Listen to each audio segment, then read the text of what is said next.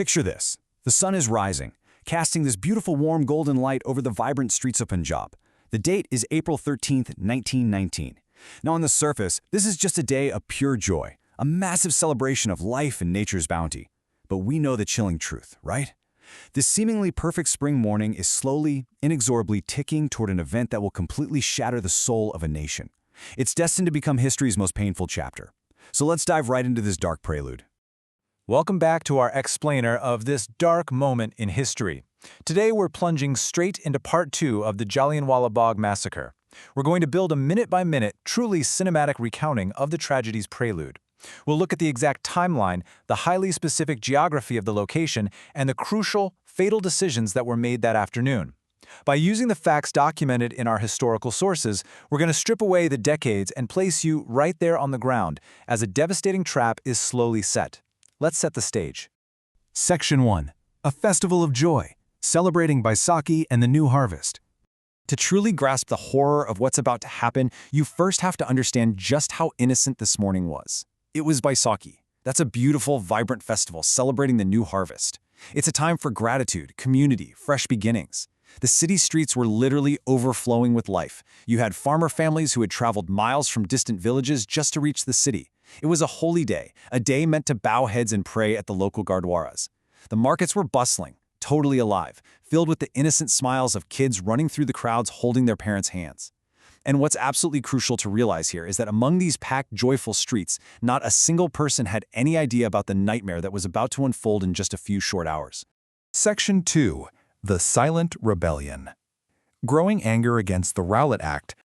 So while the markets are buzzing with festive energy, there's this quiet, really tense undercurrent of political unrest sweeping through the shadows. The public's anger over the Rowlatt Act, which were these draconian British laws allowing arrest without trial, had just been violently ignited. Two prominent local leaders, Dr. Saifuddin Kichlu and Dr. Satyapal, had been detained. The local people were absolutely resolved to make their voices heard, but they had firmly decided to do so through peaceful protest. They wanted to raise their voices, not their fists. It's a day defined by this intense duality, right? Massive crowds of innocent families just wanting to celebrate a peaceful Baisakhi fair, existing right alongside a deep, resolute demand for justice. Section 3. The Enclosed Trap. An open field, high walls. As we roll into the afternoon, a rumor starts to spread like wildfire. Whispers of a gathering at Jallianwala Bagh start drawing people in. Now, in the morning, we saw the influx of farmers and families, totally innocent and festive. By the afternoon, some folks went to the bog intentionally to peacefully protest those arrests we talked about, while thousands of others just followed the crowd after the fair, thinking it was an extension of the day's celebrations. And then, as evening approaches, the timeline hits its most critical juncture. Thousands of people are gathered in the field. But here is the massive, tragic irony. The British authorities had quietly issued orders banning public gatherings. The vast majority of these people, especially the ones from out of town, were completely unaware of this ban. They were walking straight into a situation they didn't know was strictly forbidden. Let's talk about the geography for a second, because to understand the mechanics of this tragedy, it is so important. Jallianwala Bagh was not a typical park. Yes, it was an open field, but it was completely surrounded on all sides by high, imposing brick walls. Even worse, the entrances to get inside were incredibly narrow. We're talking tight alleyways between buildings. As the crowd swelled from hundreds to thousands, kids sat with their parents, farmers rested in the shade of the trees, youths passionately discussed freedom. It was completely peaceful. Nobody was armed, nobody expected violence. But when you realize the horrifying reality of this physical space, the trap becomes clear. There was no easy way out. It was a literal geographic bottleneck. Section 4. The General's March. The echo of boots in Amritsar's streets. Meanwhile, across town, word reaches Brigadier General Reginald Dyer. And he doesn't view this as a festival crowd or a peaceful protest. No, he views it as a direct, blatant challenge to British rule. And without hesitation, he makes a snap judgment. 50 troops are ordered to prepare for immediate deployment. This was absolutely not a riot control mission. Rifles are drawn, heavy live ammunition is swiftly gathered, and the soldiers lock into formation. They begin a rapid, highly aggressive march straight towards Jallianwala Bagh. The sheer speed of these actions is terrifying. It's a military machine moving with lethal purpose against a totally unaware civilian crowd. Our historical sources note a really chilling detail. In the streets of Amritsar, the sound of heavy military boots began to echo. Put yourself in that moment for a second. Imagine being a local shopkeeper or a passing family. You're just standing in the streets, and suddenly you hear the rhythmic, thunderous stomping of 50 heavily armed soldiers marching at a rapid pace.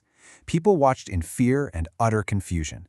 Nobody on those streets had any idea where this heavily armed column was heading or what they intended to do. The suspense hanging in the air must have been suffocating. Section 5. The Point of No Return. Dyer at the main entrance. General Dyer and his 50 soldiers arrive at the main entrance. The march is over. The trap is officially set. And everything suddenly slows down to a dead, terrifying stop. Inside the bog is a sea of humanity. Thousands upon thousands of unarmed Indians. Women, little kids playing, weary farmers resting under the trees. Just a picture of peaceful community. But outside, standing in that narrow alley, are 50 armed soldiers with loaded rifles.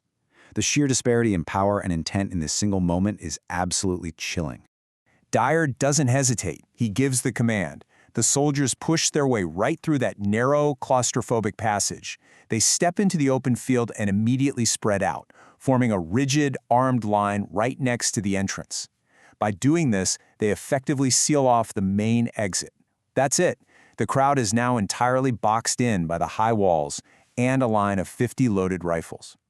For the first time, the people sitting inside the bog actually notice the soldiers. A murmur ripples through the crowd. Tragically, our sources note that many people initially thought it was just standard police action. They figured the soldiers were simply going to announce an order to disperse, ask everyone to go home. Some folks even started getting up, dusting off their clothes, preparing to leave. They were completely unaware that the exit was already blocked and that they had officially run out of time. History had reached its most horrifying turning point. And there, in the tense silence of that enclosed field, General Dyer prepares to speak. The families are watching. The soldiers have their fingers resting near the triggers. Without giving a single warning to the crowd to disperse, what was the fatal order from General Dyer that changed India's history forever? We are going to uncover the tragic events of that exact moment in our next explainer. Until then, just reflect on how a vibrant festival of joy was cornered into a trap of unimaginable